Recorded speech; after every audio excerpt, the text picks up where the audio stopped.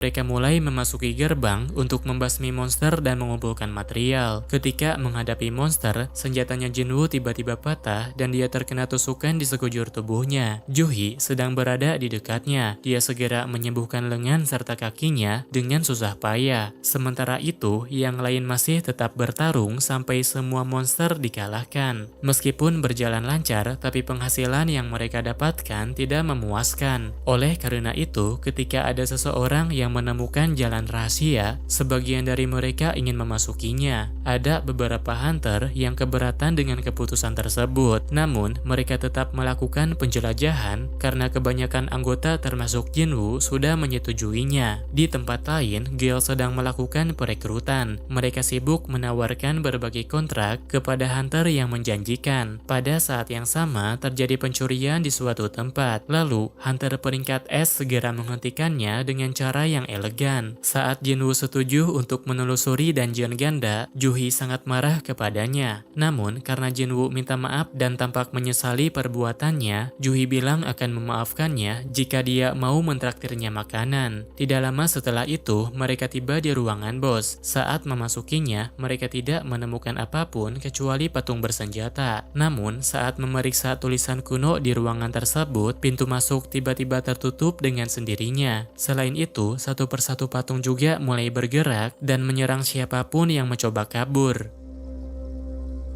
Setelah berkali-kali merasakan pengalaman mengerikan, Jinwoo dapat menyadari saat patung itu akan menyerang. Oleh karena itu, dia segera memperingatkan yang lain untuk menunduk sehingga sebagian besar dari mereka bisa selamat. Berdasarkan pengamatannya, Song mengatakan patung itu mungkin peringkat A atau mungkin peringkat S. Tampaknya, dia bisa membunuh mereka kapan saja jika ada seseorang yang berbuat salah. Tulisan kuno yang dilihat oleh Song sebelumnya berisikan 3 perintah. Mereka diperintahkan untuk menghormatinya, memujinya, dan memberi pengorbanan. Setelah mendengarkannya, Jinwoo mulai paham dengan maksudnya. Mengenai perintah pertama, dia bilang semuanya harus menundukkan kepala untuk menghormatinya. Ketika semuanya menundukkan kepala, patung itu menunjukkan ekspresi yang berbeda. Tapi, dia juga tidak menyerang lagi meskipun mereka sedang berdiri. Namun, perintahnya belum selesai sampai di sini. Patung itu tiba-tiba terbangun dan berjalan mendekati mereka seakan menunggu untuk diberi pujian. Salah satu hunter mencoba untuk memujinya, tapi patung itu tidak berhenti bergerak dan berakhir menginjaknya. Setelah melihat kejadian itu, para hunter berlarian tanpa arah. Dikarenakan patung yang lain juga ikut menyerang, Jinwoo menyadari mereka harus berlindung di dekat patung yang memegang instrumen. Namun, karena terlanjur mendekati patung yang salah, Jinwoo terkena serangan dan hampir terbunuh oleh patung dewa.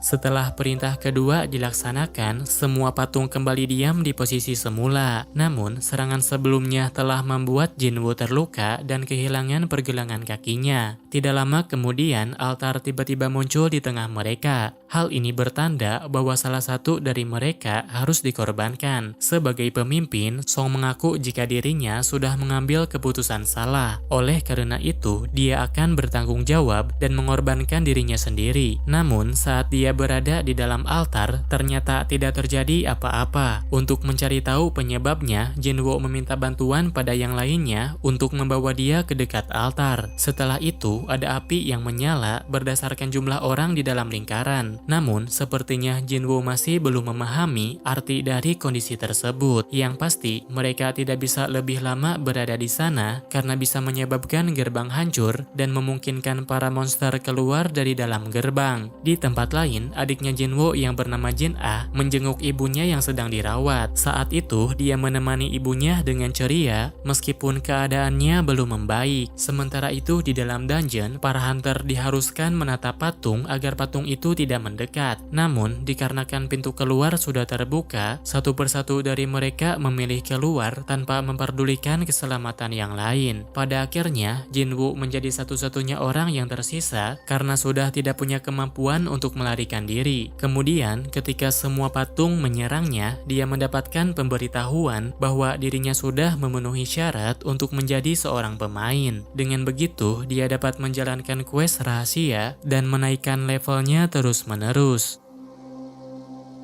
Setelah mengalami insiden yang mengerikan itu, Jinwoo ditemukan tim penyelamat dalam keadaan tidak sadarkan diri. Ketika terbangun, semua luka di seluruh tubuhnya ternyata sudah sembuh total. Untuk sesaat, dia mengira jika semua ini hanyalah mimpi. Kemudian, seorang pengawas dari Serikat Hunter menemuinya untuk menjelaskan situasi yang terjadi setelahnya. Mereka mengatakan Jinwoo sudah tidak sadarkan diri selama 3 hari. Hanya 6 orang yang selamat dari dungeon itu. Dan entah kenapa saat serikat lain datang untuk memeriksanya, mereka hanya menemukan Jinwoo saja, serta tidak ada satupun jejak dari patung yang menyerangnya. Karena banyak terjadi keanehan, Jinwoo mungkin mengalami kebangkitan kedua. Untuk memastikannya, mereka menggunakan sebuah alat yang bisa membaca jumlah mananya. Namun, ternyata dugaan itu salah. Jinwoo masih menjadi hunter peringkat E yang skor kekuatannya tidak jauh berbeda dengan orang biasa. Beberapa saat setelah itu, Jin Ah datang menjenguknya. Setibanya di sana, Jin Ah memintanya untuk lebih memperhatikan keselamatannya karena dia sangat membuatnya cemas. Jika terjadi sesuatu lagi, dia bilang akan berhenti sekolah dan mulai bekerja supaya kakaknya berhenti menjadi hunter. Setelah mendengarkan peringatan dari adiknya, Jinwoo ingin memastikan apakah adiknya bisa melihat panel informasi di depan matanya. Setelah mengetahui bahwa hanya dirinya saja yang bisa melihatnya, Jinwoo mencari tahu lebih lanjut lalu menemukan quest harian yang belum dikerjakan. Karena sudah mengabaikan quest harian, Jinwoo dipaksa pindah ke zona penalti. Di tempat tersebut, dia harus bertahan hidup selama beberapa jam dari monster raksasa yang mengincarnya. Karena tidak ada di dalam kamarnya, Jinwoo membuat perawatnya panik. Sementara itu, dia sedang berjuang mati-matian kabur dari monster yang ganas. Kemudian, setelah quest penalti sudah tercapai, dia segera dikembalikan ke tempat asalnya. Ketika ada gerbang baru yang muncul, Juhi diminta untuk bergabung ke dalam penyerangan. Selain itu, dia juga diberitahu bahwa Jinwoo kabarnya sudah kembali siuman. Meskipun masih trauma, tapi setelah mendengar kabar tersebut, dia bersyukur karena Jinwoo baik-baik saja. Namun, tampaknya dia belum bisa menjenguknya karena Jinwoo tampak sibuk melatih kekuatan fisiknya. Setelah menyelesaikan quest harian, Jinwoo bisa membagi poin yang dia dapatkan untuk meningkatkan statistik kemampuannya. Selain itu, dia juga tidak jarang mendapatkan hadiah berupa barang atau kunci untuk memasuki gerbang instan. Jinwoo berniat menggunakan kunci tersebut. Sebelum berangkat, dia menyempatkan waktu untuk menjenguk ibunya yang terkena penyakit tidur abadi. Setelah itu, dia mulai menggunakan kunci untuk memasuki gerbang instan. Ketika ada monster yang mendekatinya, Jinwoo bisa mengalahkannya dengan lancar. Namun, saat memasuki dungeon lebih dalam lagi, monster yang ditemui olehnya juga makin kuat dan sangat sulit untuk dikalahkan. Setelah mengalahkan kawanan goblin, Jinwoo berhadapan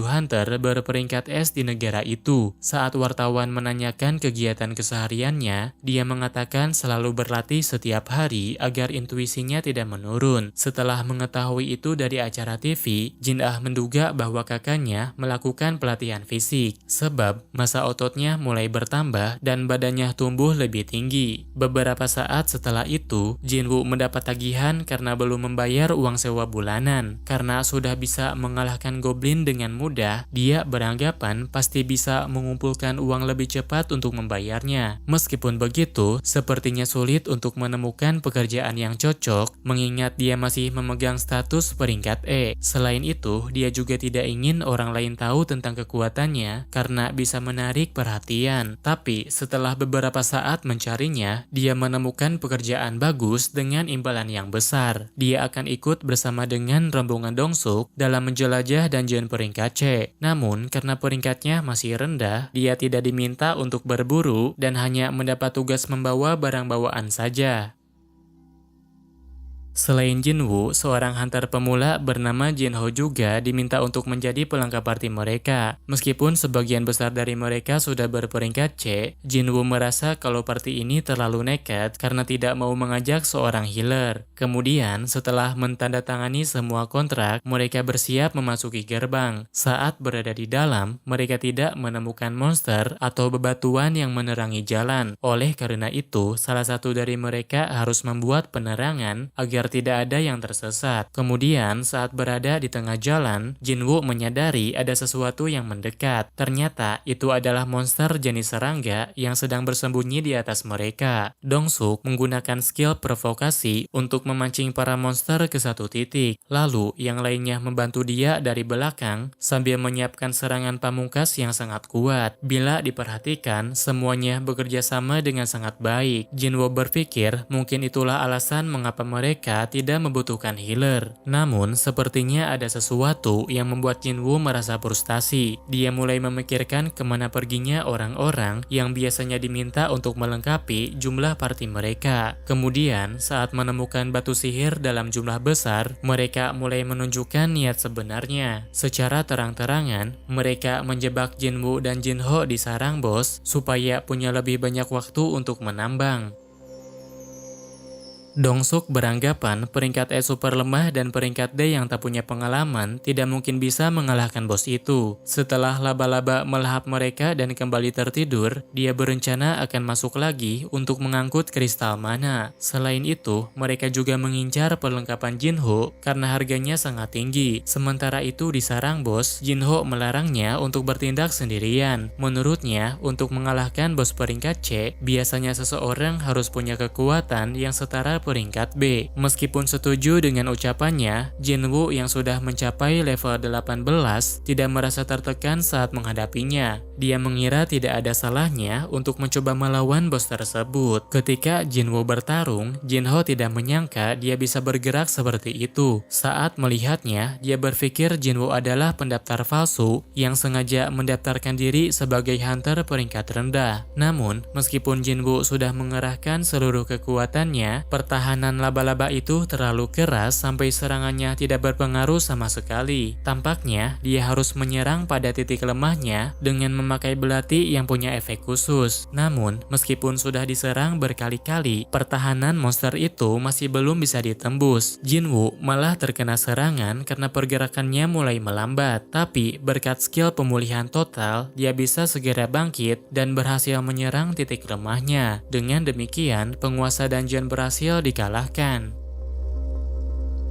Tidak lama setelah itu, Dongsuk dan anggota partinya datang kembali ke sarang bos. Saat itu, mereka belum menyadari jika Jin Woo lah yang telah mengalahkan bosnya. Oleh karenanya, Dongsuk memerintahkan Jin Ho untuk membunuh Jin Woo karena tidak dianggap sebagai ancaman. Namun, daripada menuruti keinginan mereka, Jin Ho lebih memilih untuk memihak Jin Woo. Dongsuk pun segera menyuruh bawahannya untuk menghabisi mereka berdua. Pada saat yang sama, Jin Woo menerima quest darurat. Dalam quest tersebut, sistem item memaksa dirinya untuk membunuh semua musuhnya. Karena sedang memperhatikan quest tersebut, Jinwoo tidak sempat menghindari musuhnya. Dia terkena serangan yang cukup kuat sehingga musuhnya mengira dia sudah mati. Setelah beberapa saat, Jinwoo membulatkan tekad untuk menyelesaikan misi tersebut. Meskipun awalnya tidak ingin membunuh siapapun, tapi mengingat ini adalah tempat yang dipenuhi kekerasan, Jinwoo tidak punya pilihan lain selain menghabisi mereka semua. Saat Jinwoo menyerang, musuhnya sama sekali tidak menyadarinya. Satu persatu dari mereka langsung tewas hanya dengan sekali tebasan saja. Kecepatan pergerakannya sudah meningkat drastis. Saat ini, dia jauh lebih kuat dibandingkan saat bertarung melawan bos. Meskipun anggotanya sudah dibantai, Dongsuk merasa lebih unggul darinya. Namun, setelah Jinwoo menjatuhkannya, dia langsung ketakutan dan meminta pengampunan. Tapi, karena Dongsuk sudah mencoba membunuhnya sebanyak 3 kali, Jinwoo tidak mengampuninya.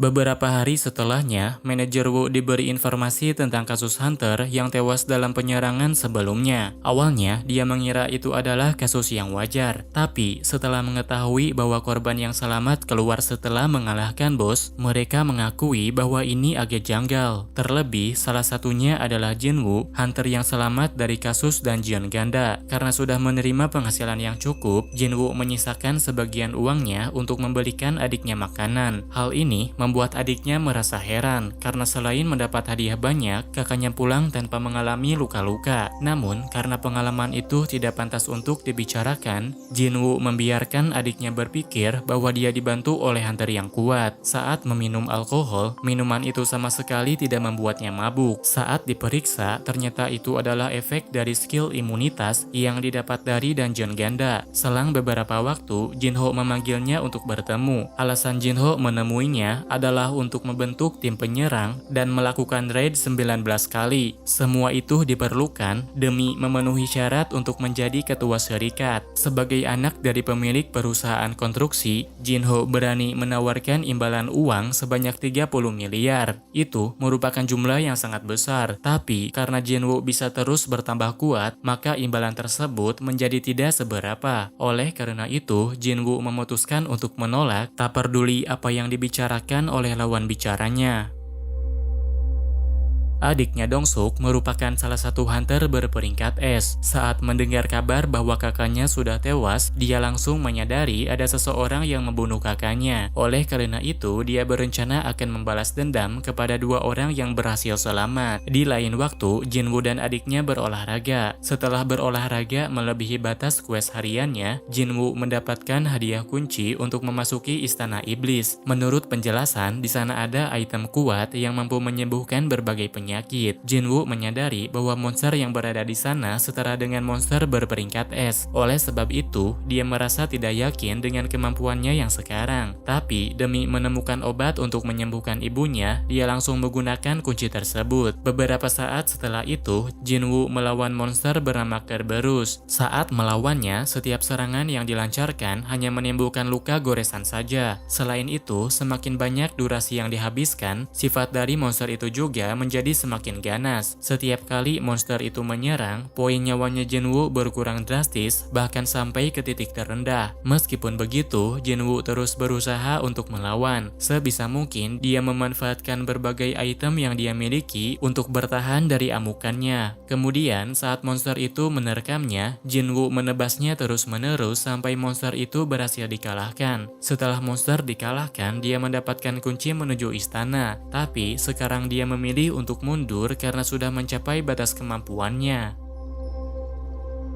Setelah mengalahkan monster di dungeon instan, Jinwoo mendapatkan resep untuk membuat item yang bisa menyembuhkan berbagai penyakit. Untuk menciptakannya, dia harus mencari 3 item lain yang sepertinya ada di Istana Iblis. Karena belum punya kemampuan untuk memasukinya, dia harus menaikkan level lagi supaya menjadi lebih kuat. Oleh sebab itu, dia memilih untuk berubah pikiran dan menerima tawaran Jinho yang sebelumnya. Dia akan ikut dalam penyerangan peringkat C sebanyak 19 kali, tapi dengan syarat hanya mereka berdua saja yang melakukannya, sedangkan sisanya menyewa orang bayaran seperti yang Dongsuk lakukan. Pada saat yang sama, Cha-hae sedang melakukan latihan fisik. Kemudian, kakaknya Jinho mencoba merekrut dia untuk bergabung menjadi ketua serikat. Tampaknya, ayahnya ingin sekali mendirikan serikat hunter karena dinilai mampu meraup keuntungan besar. Jinho sekarang sudah mengambil langkah untuk mewujudkan tujuan ayahnya. Namun, berbeda dengan kakaknya, dia tidak ingin merekrut hunter dari serikat lain. Sementara itu, Jinwoo sedang memikirkan cara untuk mendapatkan item yang setara kunci Istana Iblis. Namun, dia belum punya kesempatan untuk mendapatkannya karena tidak mendapatkan quest rahasia. Tidak lama kemudian, dia mendapat undangan untuk berpartisipasi di penyerangan gerbang peringkat D. Selain Jinwoo, Juhi juga mendapatkan undangan tersebut. Meskipun belum sepenuhnya bangkit dari traumanya, dia menerima undangan itu dan ingin berusaha sedikit lagi.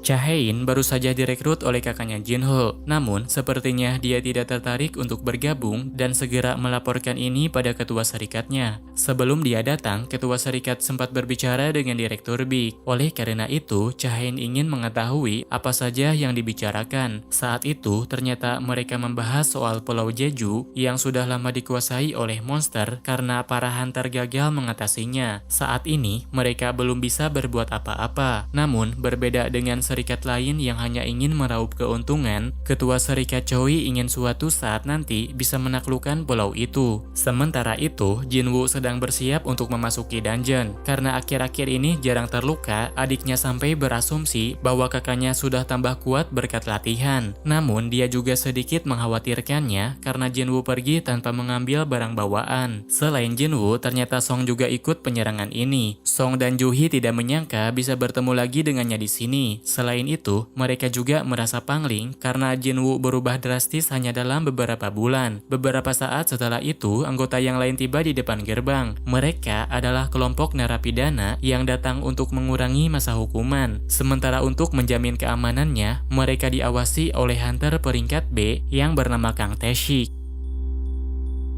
Saat memasuki dungeon, para tahanan bertarung secara brutal. Saking brutalnya, Song tidak bisa membedakan siapa monsternya. Selain itu, dia juga merasa Jinwoo menjadi semakin kuat. Namun, dia masih menunjukkan sikap rendah hati meskipun belum menunjukkan kemampuan penuhnya. Kemudian, saat memasuki jalan bercabang, mereka memutuskan untuk berpencar. Karena inderanya semakin sensitif, Jinwoo bisa mengetahui jika bosnya ada di jalur kiri. Oleh karenanya, dia memilih masuk ke jalur itu supaya levelnya bisa meningkat lagi. Setelah mengalahkan monster, Kim mengatakan dirinya akan minta maaf kepada Jinwoo. Meskipun demi keluarganya, tapi dia merasa bersalah karena sudah meninggalkannya sendirian. Kang Tae-sik dan para tahanan sedang berada di jalur kanan. Pada kesempatan tersebut, Kang mencoba memastikan apakah mereka sudah menyesali kesalahannya. Dikarenakan tahanan itu tidak menyesal meski sudah membunuh manusia, Kang memutuskan akan menghabisi mereka. Terlebih, dia juga sudah dimintai oleh orang tua para korban untuk membunuhnya. Jalur yang dilalui oleh Kim ternyata masih terhubung dengan jalur yang dipakai para tahanan. Karena sudah ketahuan sedang menyerang para tahanan, Kang memutuskan untuk menyerang semua orang yang melihatnya demi menutup mulut mereka. Saat Jinwoo datang, Kang sudah membantai semuanya. Juhi mencoba untuk menyembuhkan Kim, namun sepertinya dia sudah terlambat karena Kim telah kehilangan banyak darah. Tidak lama setelah itu, Kang melancarkan serangan terhadap Juhi. Lalu, Jinwoo segera melindunginya dengan refleks yang sangat cepat. Karena menganggap Jinwoo takkan bisa mengalahkannya, Song memutuskan untuk maju melawannya. Dia merasa punya kesempatan untuk menang karena pertahanan lawannya sangat rendah. Namun, kenyataan tidak semudah yang dia kira. Meskipun Juhi telah membantunya dengan buff untuk meningkatkan kekuatan, Song dibuat kewalahan karena tidak bisa menyamai kecepatan musuhnya. Jinwoo pun terpaksa harus turun tangan. Saat melawannya, dia benar-benar mampu mengimbangi lawannya yang merupakan seorang assassin berperingkat B. Kang Tae-sik memiliki kemampuan menghilangkan keberadaan sepenuhnya, tapi ternyata kemampuan itu tidak berguna karena Jinwoo bisa memprediksi arah serangannya. Terlebih, dikarenakan Kang menyerang dengan penuh hasrat membunuh, sistem menganggapnya sebagai ancaman dan memaksa Jinwoo untuk menghabisinya. Dengan begini, Jinwoo dapat mengunci perasaannya sehingga bisa mengalahkannya dalam keadaan tenang. Setelah mengalahkannya, Jinwoo pergi menghabisi bos, kemudian melaporkan masalah ini pada pengawas serikat. Menyadari Jinwoo punya alasan merahasiakan kekuatannya, Song memberi keterangan bahwa dirinya lah yang telah mengalahkan Kang dan juga bosnya. Di malam harinya, Jinwoo jalan berdua dengan Juhee. Dulu, mereka sudah berjanji untuk makan malam bersama. Namun, sepertinya mereka tidak bisa melakukannya karena Juhee akan berhenti dan pulang ke kampung halamannya. Meskipun begitu, jika Jinwoo berada di dekat rumahnya, dia diminta untuk menemuinya. Beberapa saat sebelumnya, Jinwoo diperingati untuk selalu waspada. Setelah kejadian matinya Dongsuk, tak peduli apa yang terjadi di dalam dungeon, adik dari Dongsuk yang berperingkat S mungkin akan mengincar. Sehari setelahnya, Jinho sudah menyiapkan hantar bayaran. Mereka terdiri dari orang mabuk hingga anak yang masih SMA. Jinwoo memperlakukan anak SMA itu sebagai anak kecil. Karena tidak terima, pelajar itu pun menegaskan bahwa dirinya juga merupakan hunter. Meskipun begitu, Jinwoo tidak terlalu mempermasalahkannya, karena hanya mereka berdua saja yang akan masuk ke dalam. Sedangkan yang lain disuruh untuk menunggu di luar, tapi akan tetap dibayar. Karena peringkat Jinwoo dan Jiho sama-sama rendah, maka anggota timnya tidak percaya mereka bisa melakukannya. Tapi setelah 1 jam sudah berlalu, mereka semua dibuat terkejut karena meski hanya berdua saja, dungeon itu bisa ditaklukkan. Setelah itu, mereka segera memasuki gerbang yang lain. Saat berada di dalam, Jinwoo membantai semua monster, sedangkan Jinho fokus menambang. Pada setiap harinya, Jinwoo menyelesaikan 3 dungeon sekaligus, menyebabkan skill dan kekuatannya bertambah kuat lagi. Manajer An Sang-min dari Serikat Harimau Putih menerima laporan dari bawahannya tentang gerbang peringkat C yang dibeli oleh Jinho. Karena tim penyerangnya sembarangan, An Sang-min beranggapan mereka hanya main-main saja. Namun, saat melihat nama Sung Jinwoo di daftar nama, dia langsung curiga Jinwoo sudah mengalami kebangkitan kedua. Kemudian, saat memeriksa tim penyerangan tersebut, An Sang-min melihat sekumpulan hunter yang sedang bermalas-malasan. Dengan demikian, dia dapat menyimpulkan Jinwoo masuk sendirian tanpa tim penyerang. Setelah menyelesaikan dungeon, Jinwoo baru ingat besok dia ada urusan. Oleh karena itu, dia ingin minta libur dan menunda gerbang yang sudah dipesan. Saat matahari terbenam, An Sang-min mulai menemui Jinwoo untuk merekrutnya. Sambil menjelaskan bahwa Harimau Putih adalah serikat peringkat atas, An Sang-min beranggapan bahwa Jinwoo akan tertarik untuk bergabung. Selain itu, mereka juga berani menawarkan bayaran 2 kali lipat daripada Jinho. Sebelum memutuskan, Jinwoo menanyakan berapa harga markas Harimau Putih. Sebanyak itulah yang harus mereka bayarkan jika ingin merekrutnya. Dan karena An Sang-min tidak bisa memutuskannya seorang diri, Jinwoo segera menutup pembicaraan tersebut. Selain itu, karena An Sang-min sudah mengetahui soal dirinya, Jinwoo melakukan sesuatu untuk menutup mulutnya. Dia juga menjebaknya agar membeli akses gerbang yang dipesan dengan harga yang sangat tinggi. Dengan demikian, An Sang-min tidak hanya gagal merekrutnya, tapi dia bahkan tertipu olehnya.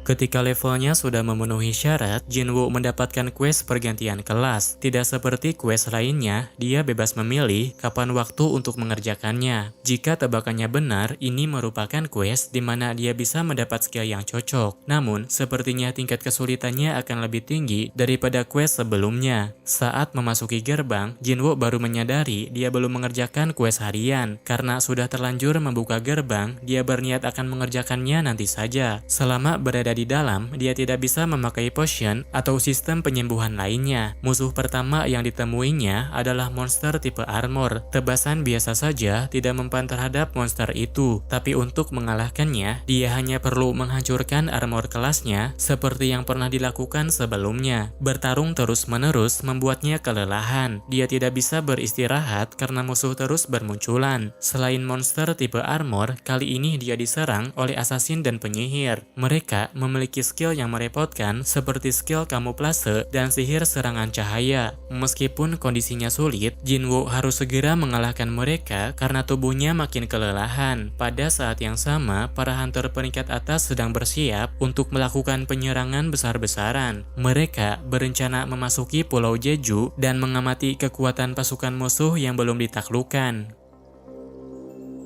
Setelah mengalahkan musuh dan menyiapkan perlengkapan, Jinwoo memasuki stage berikutnya. Kemudian, saat memasuki sebuah pintu, dia berhadapan dengan komandan kesatria yang bernama Ygritte. Saat melihatnya, Jinwoo merasakan tekanan yang luar biasa, menandakan bahwa musuhnya sangat kuat, berbeda dengan yang pernah dia lawan. Kemudian, saat Ygritte mulai datang, serangannya mampu membelah pilar seperti sebuah ranting. Meskipun kecepatan mereka sama, Jinwoo tidak punya kesempatan menyerang karena musuhnya dia punya kekuatan penghancur dan pertahanan kuat. Untuk memberikan kerusakan sampai ke dalam Zirah, Jinwoo akan mencoba melawannya dengan tangan kosong. Namun ternyata lawannya juga dapat melakukan hal yang sama. Karena sikap kesatrianya, dia mau melayani Jinwoo dalam adu kekuatan tangan kosong. Terlebih, Ygritte tampak lebih unggul darinya sehingga membuat Jinwoo kesulitan. Karena tak bisa menandingi kekuatannya, Jinwoo akan melawan dengan skill peningkatan kecepatan. Dia terus menyerang secara beruntun walau lawannya mampu menahan semua pukulannya. Lalu saat Jinwoo menendang di bagian lehernya, Ygritte menjadi lebih agresif dari sebelumnya. Jinwoo dilempar dan dibanting habis-habisan sampai tidak berdaya. Kemudian, di saat Ygritte mengira jika lawannya sudah menyerah, Jinwoo memanfaatkan kelengahan itu untuk menyerang balik dan mengincar titik lemahnya. Dengan begini, Ygritte berhasil dikalahkan. Jinwoo mendapatkan berbagai hadiah, mulai dari emas dan item berperingkat S.